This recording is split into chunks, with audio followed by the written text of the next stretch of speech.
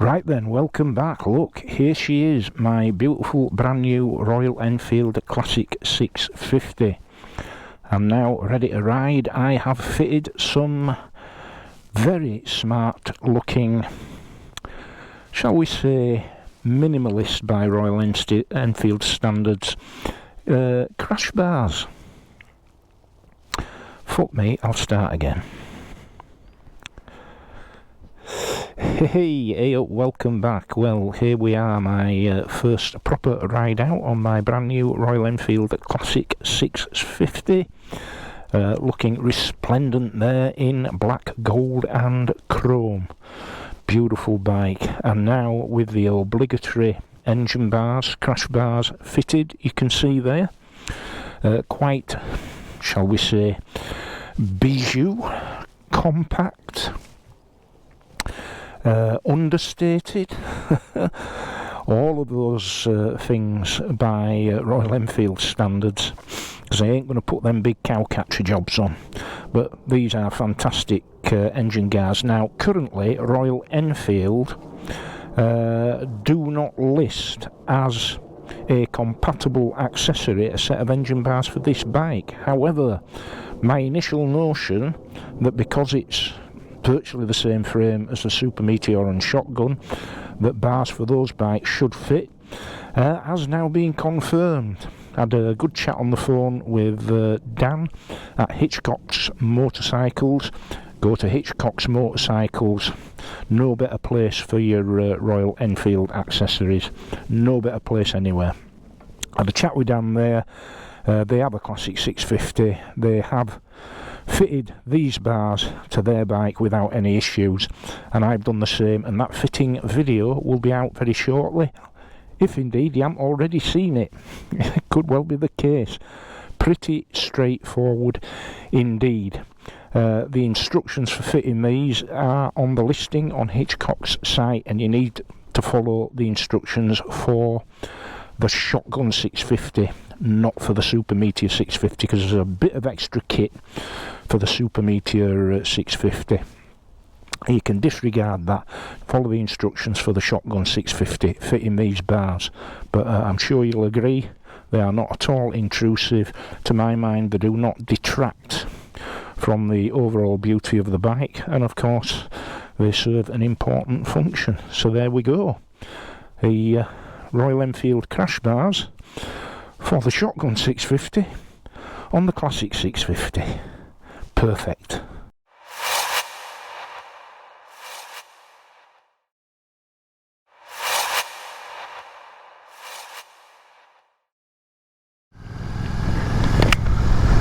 Hey up! Oh! Right, here we are out and about on the all new Royal Enfield Classic 650. This, the black and chrome, the best colour to my mind. Oh, and it's my bike.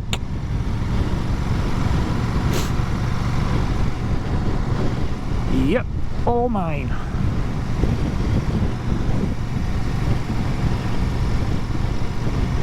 And I'm absolutely thrilled. And my initial observations, having just ridden about 10 miles, uber comfortable. I have to say, as someone who has owned for some time the Royal Enfield Super Meteor, that the rear suspension on this bike, in fact the suspension overall, is streets ahead of the Super Meteor. The Super Meteors had a real problem with the stock rear shock absorbers, and they were a killer, whereas the suspension on this is plush shower suspension, but there's none of that spine jarring, rock solid back end feel that came with the Super Meteor. So certainly a degree of evolution there.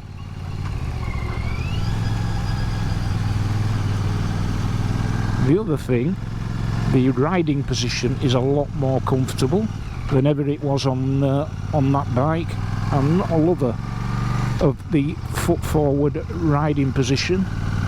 And I'm sure there are people out there saying, well, why did you get a super meteor, you bell end? Well, I will simply say it's something that became more and more apparent over time, and what I found with that forward foot controls position on the super meteor was it added to the overall discomfort in the lower lumbar region caused by the suspension.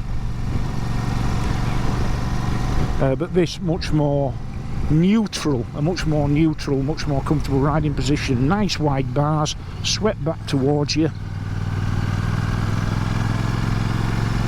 And I find this sort of riding position much easier to get on with. It's not sporty, and it's not laid back, lounge lizard languid like a cruiser. Very neutral, just where it should be for this kind of bike. And the other thing, well, a couple of things really. Let's talk weight and dimensions. This is not a light bike. Don't be thinking because it's only a 650 that it ain't that heavy. This thing weighs 243 kilograms. 243 kilograms. That's the same weight as a BMW R1300 GS. Would you believe? The same weight as a stonking big adventure bike. But most of that is accounted for by the extensive use of really premium quality metal parts, mudguards, side panels, tank, headlight cowl, you name it. Metal in places which on a lot of other bikes would be ABS plastic or something similar. This is thrust cross reservoir. So yeah, that accounts for the weight. The other thing is, it feels quite tall. Now, it's only an 800mm seat height on this bike, but I'm only just flat-footed. I'm slightly on the balls of my feet at 6'1" with a 32 to 33 inch inseam, and that's accounted for by the relatively wide seat. So between the old thighs, between the old thighs it's quite wide, so that splays out your legs. That's an underused word, isn't it? Splay. Splays out your legs. So it has the effect of making you think you're on a much taller bike. And its physical size is, it's significantly bigger than the Classic 350 obviously, which I also own.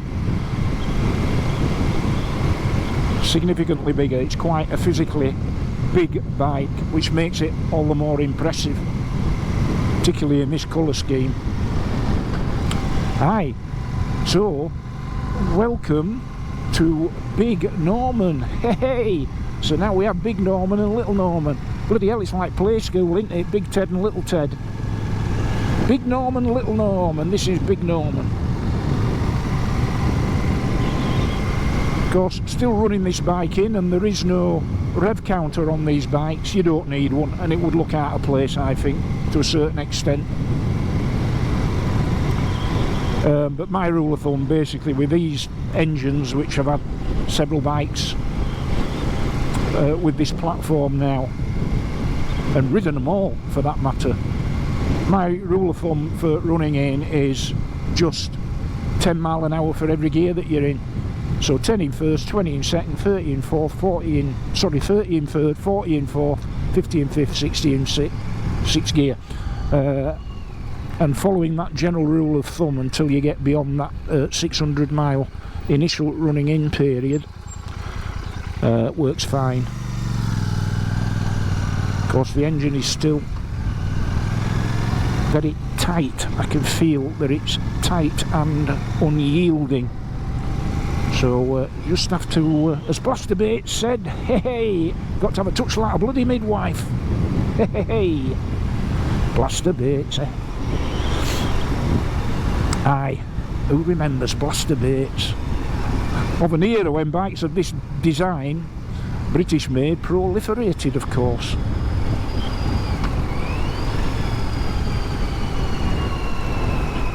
And I think now that the build quality, the fit and finish of the Royal Enfields, because it has undoubtedly evolved with each iteration of their range, has now reached a point where it is easily the equal of Triumph, and I don't say that lightly.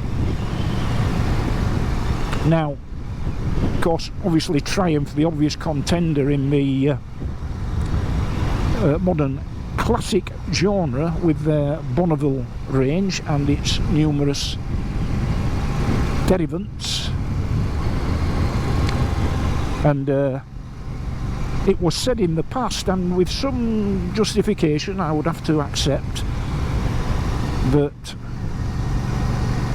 the difference in price point between the Royal Enfields and the Triumphs became manifest in the superior build quality, superior fit and finish of the Triumphs over the Royal Enfields. I don't think that that comparison, that observation, can really be made anymore, because Royal Enfield have come on leaps and bounds. I mean, even in the early days, 2018, there or thereabouts, of the Interceptor and the Continental GT, the build quality was good, particularly at the price point. But now, what, 7 years later, and you can see the evolution, the progress that's been made, because this bike just feels solid, feels like it's been machined out of one massive lump of billet.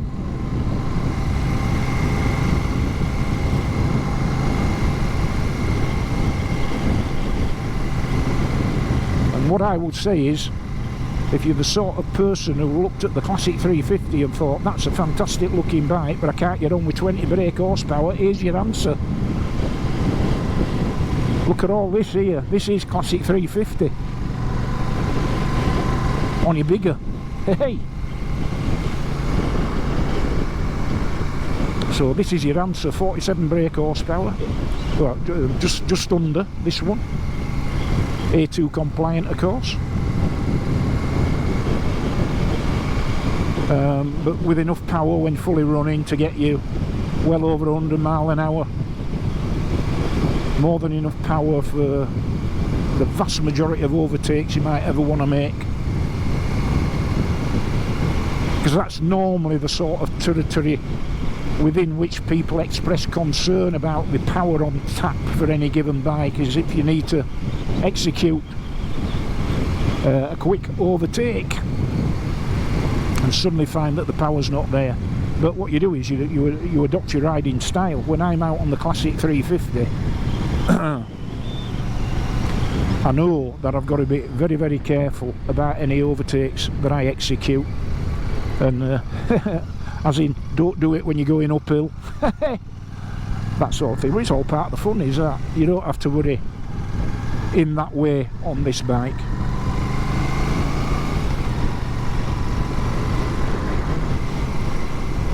And of course, absolutely in its element. I mean, this for me now, I used to say this about the Classic 350, but this for me now, particularly in this colour scheme, and to the other two, the teal and the Vallon Red,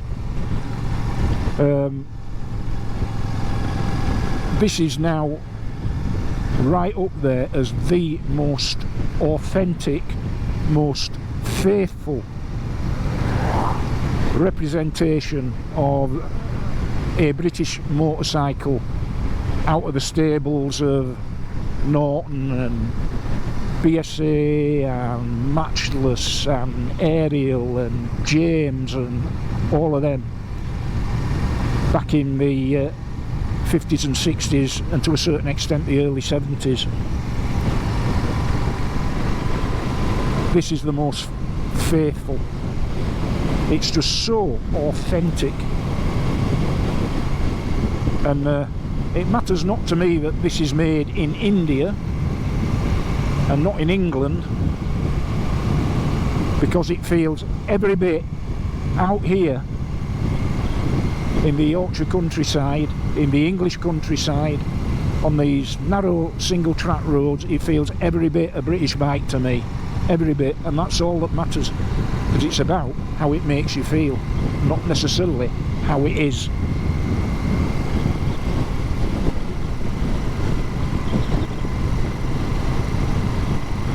And yeah, this model in black and chrome is the premium model, the top of the range, but there ain't much in it between the three price wise.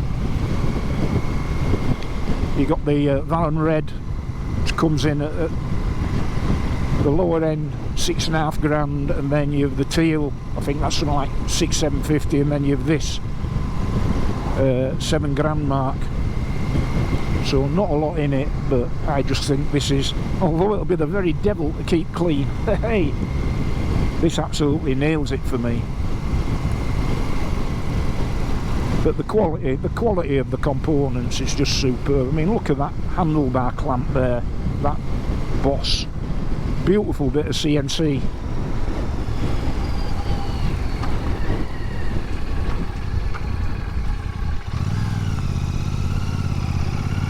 What a bike.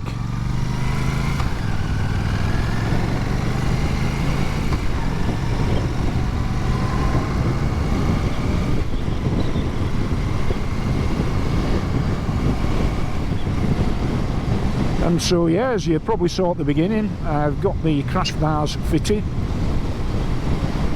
Initially I got the impression that there weren't any for this bike, other than some strange looking contraptions that were on offer in India. But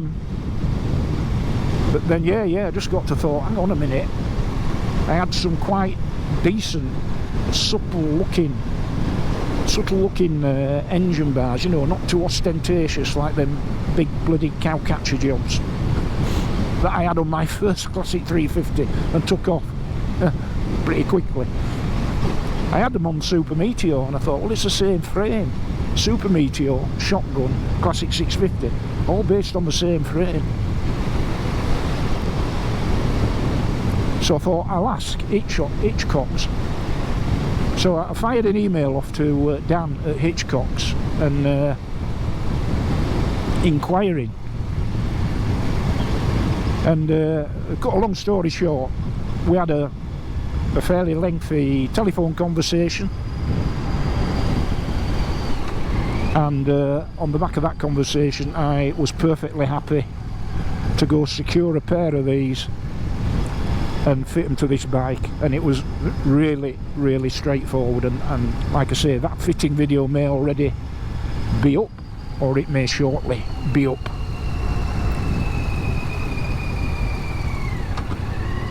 And basically, of course, every time a new Royal Enfield comes out, Hitchcock's buy one, and they make sure that all of the accessories that they offer, which are all absolutely excellent premium accessories, really good, nowhere better to go, honestly, for Royal Enfield, and for BSA and Triumph to a certain extent, but Royal Enfield definitely.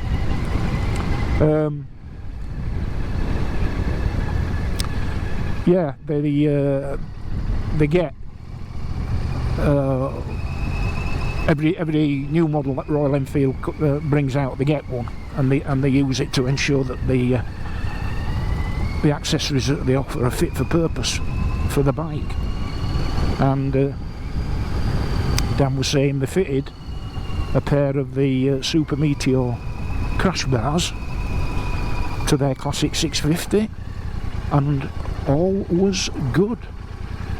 And I can confirm, all is good, no issues. Now, Dan seemed to think that Royal Enfield will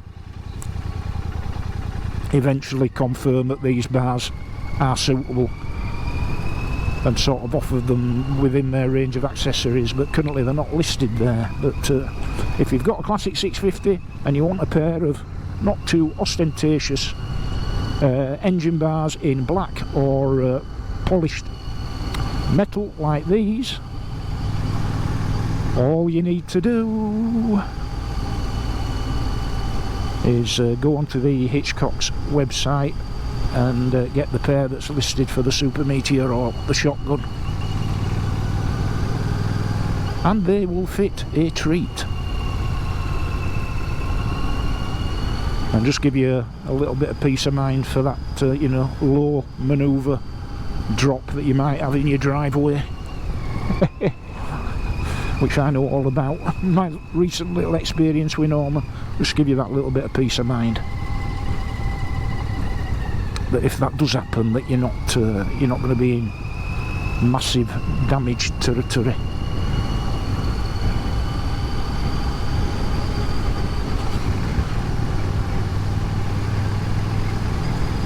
Yeah, beautifully comfortable riding position.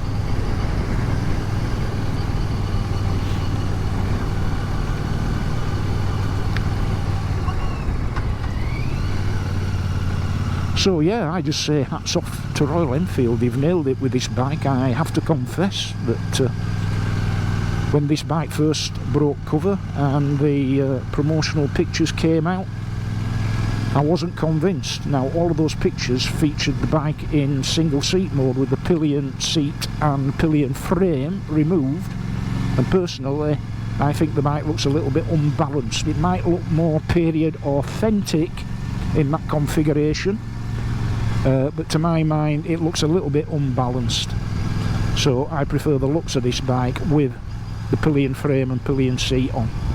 You can just take the seat off, the upholstered bit, and have the that subframe there as a rack if you want, but I prefer it like this.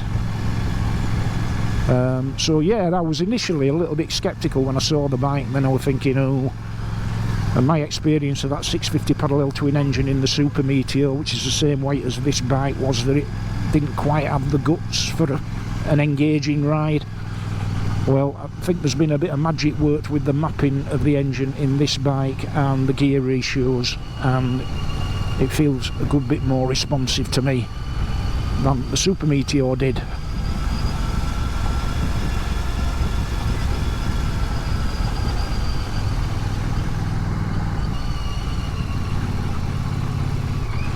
Yeah, so yeah, my early sort of largely speculative apprehension about this bike, those concerns well and truly put to bed now. Having seen it in the flesh for the first time at Appleyards, then having taken out their demonstrator, I knew straight away when I looked at that bike, and then when I saw the pictures of the black and chrome version of it, that I just had to have that on my fleet. And if I could have afforded it, and if I'd had room in the garage, I would have just bought this bike. I wouldn't have part exchanged the CF Moto. But like most people, I have limited funds and limited garage space, and I like to buy my bikes. I don't like to get them on PCP or HP or whatever.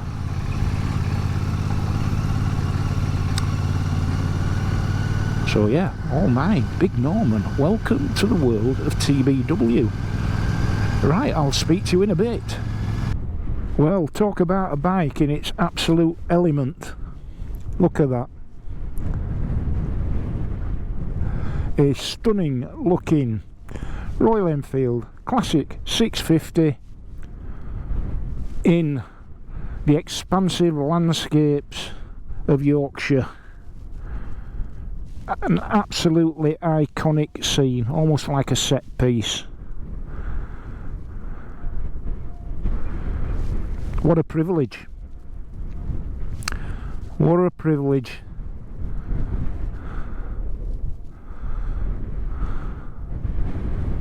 Wow. Sometimes you just have to pinch yourself, don't you?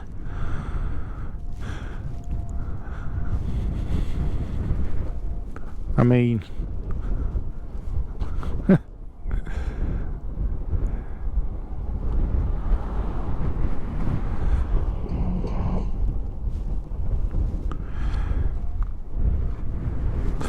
yes, this bike will take some cleaning, but it will be worth it. And if you're interested in the facts and figures and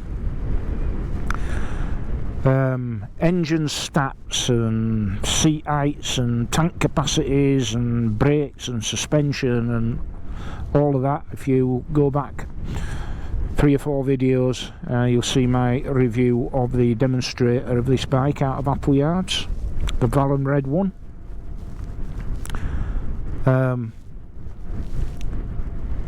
But I think the bike just speaks for itself, and all of those numbers and all of those facts and statistics are irrelevant. It's about how this bike looks and how it makes you feel, and it looks stunning and it makes me feel pretty special, let me tell you. Yeah, what a cracker. Let's get the obligatory thumbnail shot.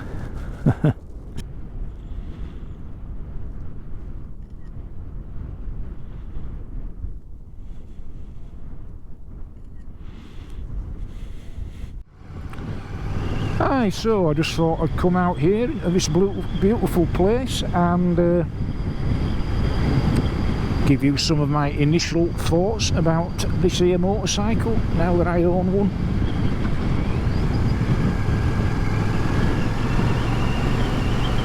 If you are remotely interested in this bike, get yourself to Appleyards in Keighley or your local Royal Enfield dealership. Get yourself to Appleyards in Keighley and ask to take out the demonstrator of this bike, because if you're in the market for a truly authentic, stylish, modern classic motorcycle that won't break the bank but has got all the real world performance that you need and a proven history of reliability and durability, look no further.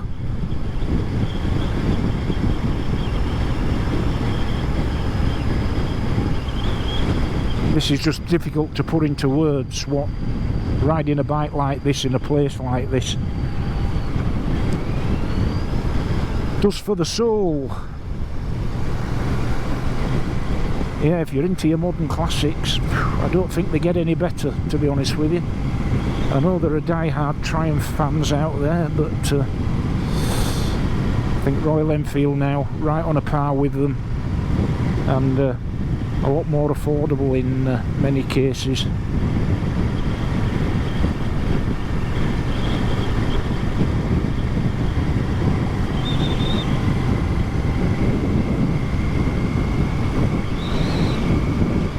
Yeah, but this is I'm glad I made this move.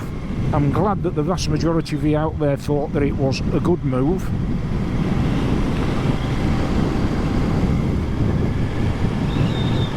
And I think now with this bike, the BSA Goldstar 650, the Moto Guzzi V7 850 and the Royal Enfield Classic 350, that's a good range of bikes. A couple of singles and a couple of twins. It's one way of looking at it, I suppose. But either way, I think they all complement each other. They are all modern classic motorcycles, but they all have their own individual personalities, and in that sense they're all very, very different bikes. So there is diversity as well as a commonality of theme in the Bingley Wheeler garage.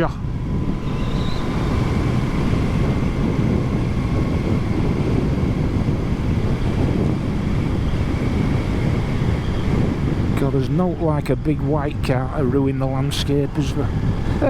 Hey!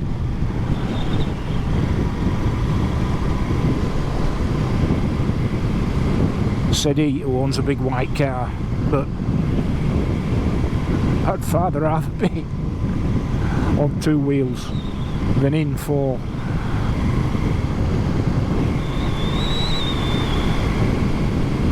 Just look at this. Yeah, so I think, you know, to me this is so far. This bike represents Royal Enfield's magnum opus, their greatest work, their biggest achievement, to my mind.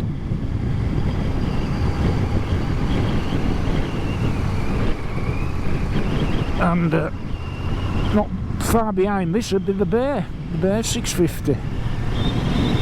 I was really impressed with that bike, but yeah, Royal Enfield's two latest motorcycles, the Classic 650 and the Bear 650, absolutely nailed it, guys. Absolutely nailed it.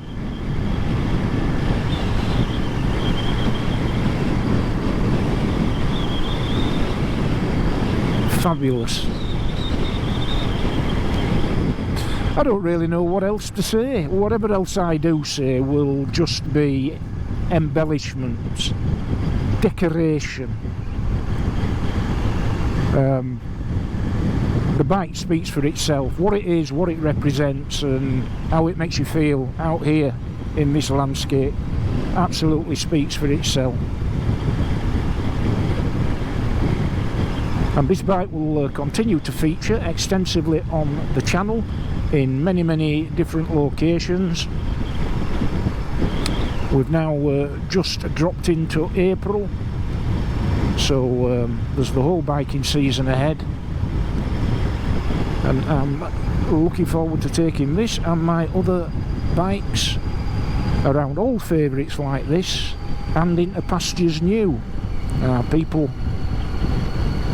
probably well aware of where I am now, but there are others who say, please tell us where you're riding.